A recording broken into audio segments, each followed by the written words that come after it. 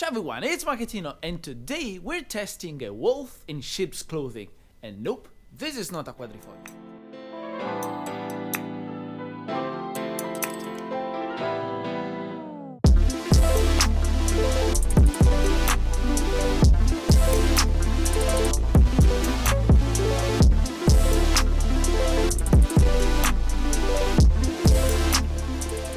You have to know, guys, I'm in love with the Giulia Quadrifoglio. It's an amazing car. It's great fun to drive. The last time I came here on this racetrack, I got to drive the Giulia Quadrifoglio tuned by Romeo Ferraris. This time I'm driving the Giulia that shows the perfect example of being a wolf in sheep's clothing. If you look at it, basically it looks like a standard, boring and slow Giulia you find pretty much everywhere, but this car has a stage-free tune, which means that, well, I'm about to show you, it's pretty fast, it's pretty fun. The great thing about the Alfa Romeo Giulia is that you don't have necessarily buy the Quadrifoglio version, which is the top model, the most expensive, most powerful, if you want to have a good time, a proper driving experience. Even the more basic versions are good fun to drive because the chassis is pretty much the same. It's a great chassis. The balance, it's perfect, and this shows that if you want to save good money, in Italy the taxation is very high if you have a powerful car. For a Quadrifoglio you have to pay every year about 6,000–7,000 euros for the annual car tax and insurance. This version I'm driving is based on the 200 horsepower version. So in the front we have a 2-liter 4-cylinder turbo engine. Stock it delivered 200 horsepower and 330 Newton meters of torque, but with this stage-free tune, the numbers are quite interesting because now this car delivers 320 horsepower and 489 Newton meters of torque. So we have warmed the car a little. He starts the straight line and I want to show you the performance of this car. Let's go! It's a pity this one doesn't have the pedal, so I need to change gears with the stick. So, 160, 6 gear. 194, slap me the foot on the brake pedal. It's fast. The brakes are stock. Romeo Ferraris has changed the pads with a more aggressive and stronger pads. I like the feeling on the brake pedal because as soon as you hit the pedal, you immediately feel a lot of braking power. The engine is very powerful. It redlines at 6,000 RPMs very quickly. As I said, I like the chassis, and with more power, well, you can bet it's even more fun to drive. Stage 3 of Romeo Ferraris include also new suspensions. In fact, here we have KW adjustable suspensions, which are quite remarkable because the car feels not just agile, but it feels neutral. It's truly glued to the road. It's amazing. It enhances even more the balance of the chassis. I quite like this racetrack too. It's very technical with lots of corners.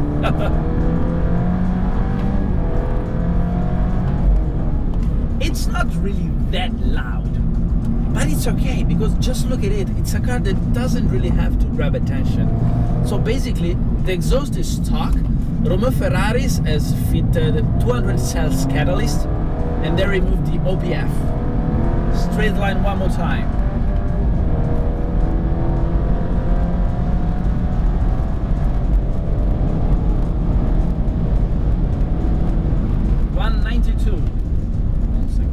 Slamming my foot on the brakes.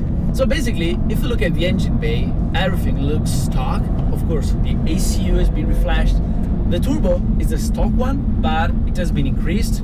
Air intake is new. I also like that Romeo Ferrari has worked on the electronics because one of the great mysteries of the Alfa Romeo Giulia is that you can turn off completely the electronics just on the Quadrifoglio version. Romeo Ferraris has fitted race mode also here.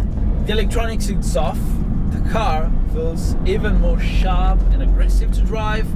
So this one doesn't have the LSD, so you cannot really become a drift king like you would with the Giulia Quadrifoglio.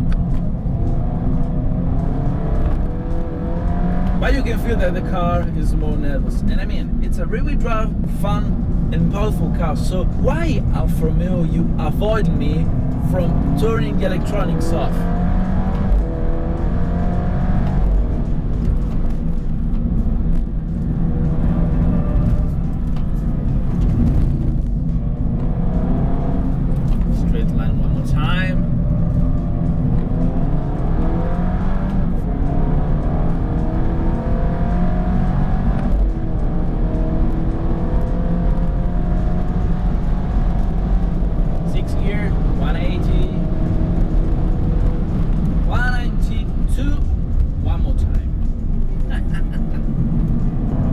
The Alfa Romeo Giulia in general is really good fun, and you don't really have necessarily to make a stage 3 tune. You can eventually go for a lighter tune like stage 1 or stage 2.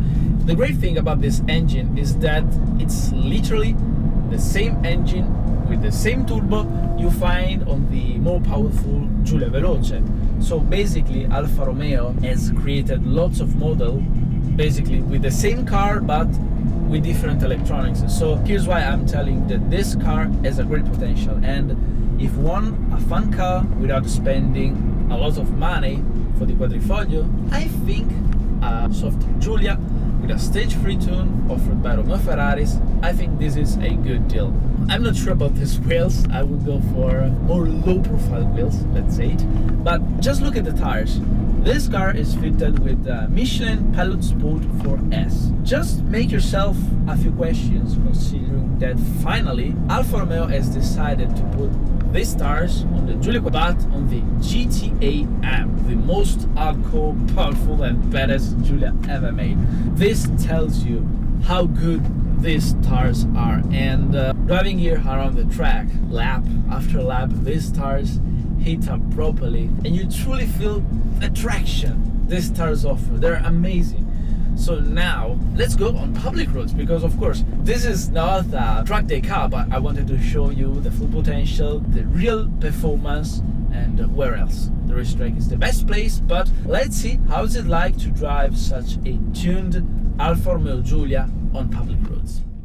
So we're on public roads, and well, this is what this car is really about. I'm driving with the Manettino set on N mode, which is quite soft, and even on public roads with these KW suspensions, you have to know Italy's roads are rubbish, but these suspensions are so sporty yet comfy at the same time, because they're able to absorb quite nicely all the potholes, roughness of the tarmac. So as you can see with this stage 3 tuning, this car has become extreme but still designed for road and daily use. So now we can even switch back to dynamic mode. Let's keep gear changes in auto. The engine, it pulls nicely. It starts to pull slightly below 2000 RPMs, and as you've seen on the racetrack, on the straight line, it has a strong pull till red line, which is around 6000 RPMs.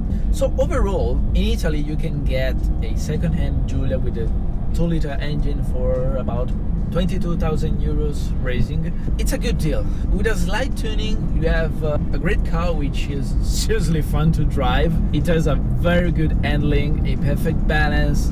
The engine has a great potential of tuning. As you have seen, you have the bonus that this car doesn't really grab the attention. It looks like a standard Giulia. This shows you that you don't really necessarily have to buy a Giulia Quadrifoglio if you want a Giulia to be driven fast and have a good time. Of course, if you have the money and you have money to waste for the annual car tax, go for it. But most car enthusiasts can really buy even a second-hand Giulia like this, tune it and have a great time. This is what I really like about this car. For the public roads, this exhaust, it's okay, it's not Marchettino style. So overall, I think the whole package created by Romeo Ferraris turned a standard Giulia into a proper and cheaper alternative of the hardcore Giulia Quadrifoglio. I like it. It's approved, definitely. Thank you, Romeo Ferraris, for letting me test drive the car, and I hope you guys did enjoy the video. Make sure to subscribe to my YouTube channel for more. And as always, thanks for watching. Ciao!